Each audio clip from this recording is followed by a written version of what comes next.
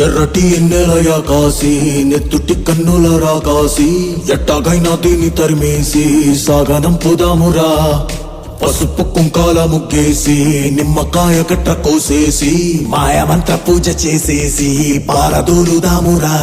అరే మామూలు దెయ్యము కాదు ఇది, ఉఫ్ అంటే పొయ్యేది కాదు. రఫాడుకుంటాంది మనతో శానా టార్చరు దీంతో. నిండార తిన్నది లేదు, నిద్రలు పోయింది లేదు. ఫుల్ డే మనకి దీంతో, ఈ లివింగ్ టుగెదర్ ఏంటో. చీపుర్లు తిరగేసి కొట్టేద్దాం ఈ పూట ఏమైనా. వేపాకు